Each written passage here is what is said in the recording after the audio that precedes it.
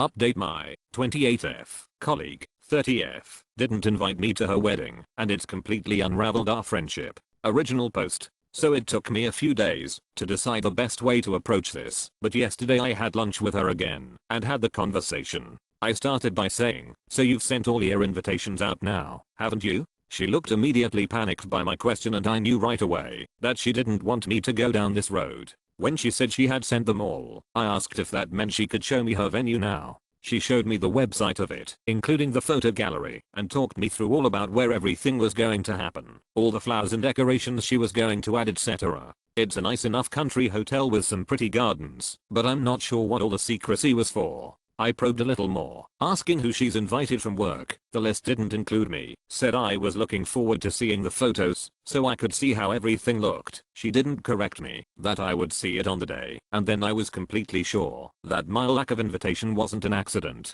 She looked so relieved when I switched subject and asked if she's excited about her honeymoon and having a rest from all the wedding stress. So I'm definitely not invited. I thought it over carefully, and I have decided not to ask why, for 3 reasons. 1. The reason is already fairly obvious. She clearly doesn't think we are anything more than colleagues, and I've misread the situation. There were some other theories suggested, for instance jealous husband to be associating me with her past grief, but considering everything I know about her and our history, I'm sure it's not that. I'm not sure why she didn't cool it on the wedding talk with someone she had no intention of inviting, or even just bring it up with me and explain why I'm not invited, but never mind. 2. Having an awkward relationship at work is the last thing I want. I'm worried that if I push this and turn it into an issue, that I'll look pathetic and needy, or it will just be unprofessional. I also run the risk of her badmouthing me to colleagues and mutual friends, and I will find it much easier and less messy to handle my own feelings quietly. 3. This is a once-in-a-lifetime experience for her, and I don't want to be the source of drama that dampens her spirits at all. I'd rather just let her enjoy her wedding, make good memories, and not bring her down. And you know, I'm fine with not going. It was never really about getting invited to a wedding. It was more having to face the fact that I'd been naive and taken for granted, and I felt silly that I'd invested way too much in this relationship. That's not all on her, because she was never obligated to be my friend.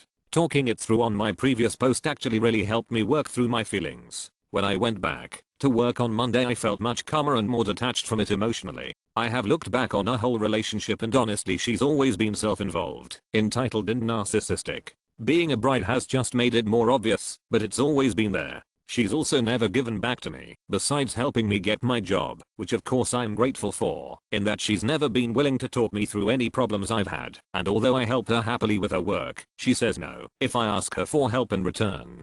She has a few office enemies, and even though I saw her negative traits that caused her to be disliked by some people, I overlooked them and defended her anyway. Now I have put a little distance there, it's quite apparent that she's not a very nice person, and I'm genuinely okay with just moving on. She hasn't really noticed the distance between us so far, or she has noticed and doesn't carries relieved that I'm giving her space, so I intend to just continue with doing that. If she eventually asks why, or I get the sense that she's trying to rekindle a friendship, then it will be time to clear the air with how I've been feeling. If she doesn't, and we just continue drifting, then that's probably for the best. It's sad to lose a friend, and it will probably take me some time to get over it and to become comfortable with the change in our relationship. But I have other genuine friendships and plenty of colleagues who are lovely people who I can get to know better now. The main thing I really took from my original post, and I'm so glad I did post because I needed some tough love on this, is that my fear of confrontation really needs dealing with. If I can learn how to better speak my mind as things are happening, that will stop things from building and building until I have to have a serious conversation, and it makes what should have been a molehill into a mountain.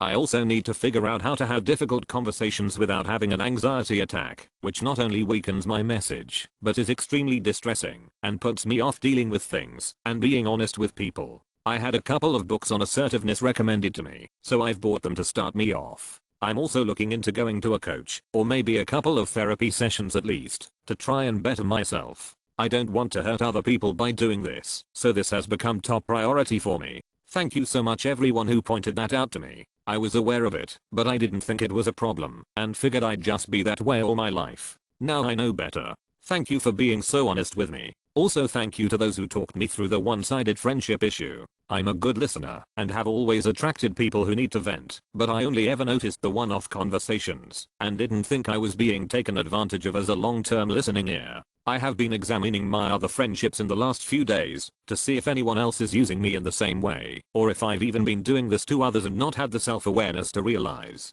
There are a couple of changes I need to make, including a friendship that I need to set some boundaries in, and another one where I've not been giving back to the other person as much I should have. I have learned a really valuable lesson from this about maintaining healthy relationships, and I'm very grateful for that. TLDR, so I'm definitely not invited. Our friendship is likely over, but that's actually okay, and I'm going to work on my assertiveness so I can handle things like this better next time. I'm also going to move forward having learned a good lesson about friendships being two-way. Edit. A few people have been asking about the books I was recommended. Nonviolent Communication by Marshall Rosenberg, When I Say No I Feel Guilty by Manuel J. Smith, Why Men Love Bitches by Sherry R. Gov.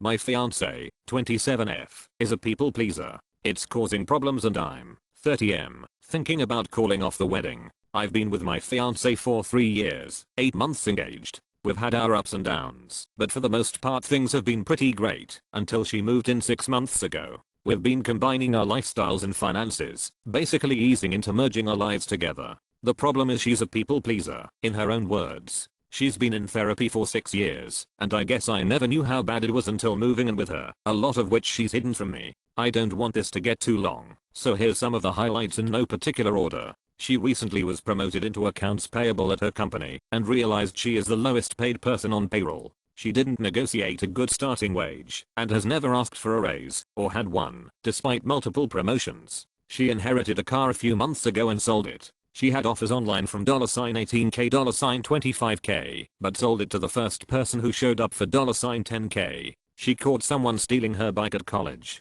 The woman stealing the bike managed to convince my fiance that it was actually her bike and my fiance just let her take it, despite the fact that she caught the woman cutting her bike lock. Last spring was my 30th birthday and she ordered a giant chocolate cake for the party. The cake normally comes with nuts, but given my allergy for nuts she ordered it without them. Well, when she went to pick it up and it had nuts on it, she just paid for it and brought it home. I couldn't even be in the same room as the cake. Which brings us to tomorrow. My father recently passed away, and I need to fly to the other end of the country to get things sorted out with family, attend the funeral, etc. Meanwhile, we recently had a pipe burst in our home, and the contractors will be out tomorrow to fix it. My flight's at 6 AM and my fiance will have to handle it, including all the negotiations, because we don't know the extent of the damages. I've been giving it a lot of thought and I just don't trust my fiance to handle it. And if I can't trust or rely on her to do something like this, how can we really be life partners? I mean, I trust that she is always looking out for me and has my best interest at heart, but I can't trust her to get things done.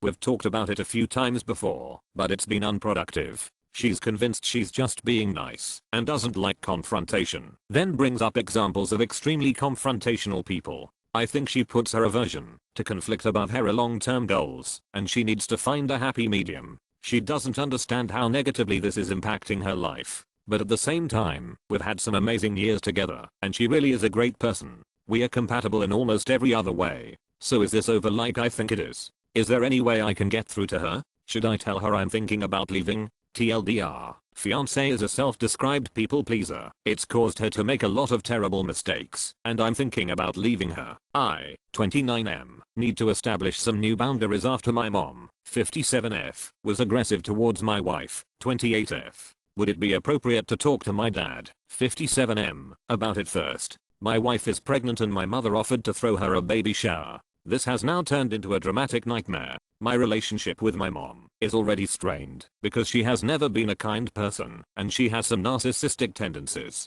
This week she told my wife what she planned on doing for the big food item at the shower. My wife said it sounded good, then said if my mom still needed sides and treats. My wife found a mom's craving table idea and sent 4 snack-like items she has been craving. My mom then snapped at her and said, did I ask for your input? Why don't you just show up and be happy? We were very taken aback, and I have no idea where it came from. It is kind of the last straw and I want to set some new boundaries. My mother needs to know that she doesn't get to see her grandchild unless we say she can, and for her to be invited she cannot act like that. Would it be appropriate to talk to my dad about this first? My thought is I want to explain that he didn't do anything wrong, and I'm sorry if this affects how much he gets to see his grandchild. My parents are still married. TLDR, on top of an already rocky relationship with me, my mother was aggressive towards my wife out of nowhere, and new boundaries are needed. Would it be appropriate to talk to my dad about my thoughts first? My 24F fiance's 28M friend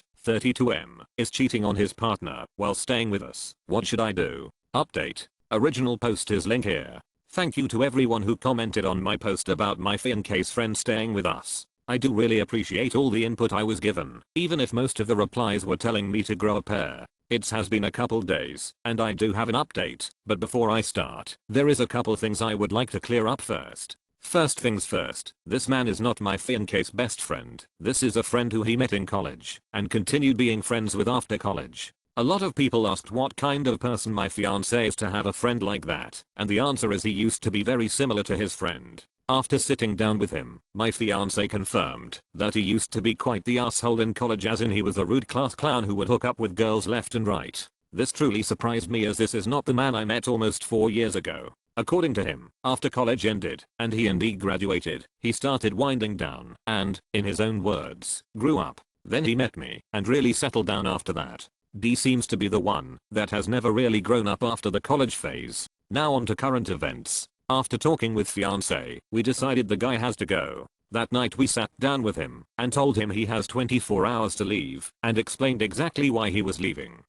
The rudeness towards me and Doggo, the cheating, etc. He did not like this at all and tried to pin everything on me, stating that I'm just mad I wouldn't hook up with him since I'm always wearing revealing clothes.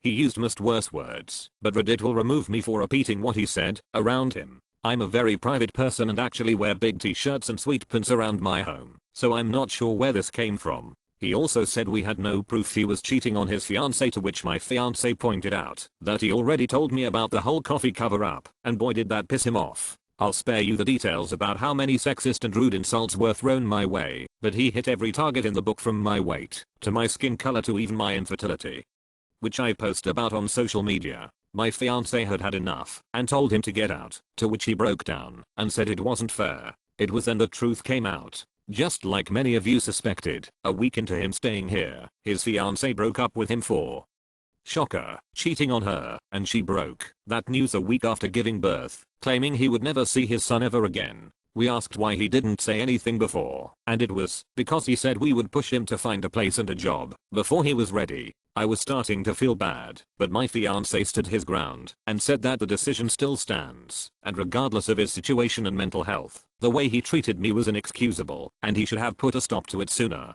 The two men got into a screaming match that ended with fiancé kicking him out with his stuff and calling the police to warn them about D. D did try to come back twice at 3 and 6 in the morning to let him back in, but we just called the police both times, and eventually a squad car just sat in front of our house the whole day. D was smart enough to stop coming by and was not arrested. It is very safe to say that my fiancé and D are no longer friends after this incident, and despite many comments telling me to do so, I will not be telling the fiancé, as it seems she is already aware and is currently staying with family to get the help she needs for her baby. Thank you again Reddit for your advice, and though I doubt this will be the last time my niceness gets me into a crappy scenario, I at least know that my fiancé has my back if something like this pops up again.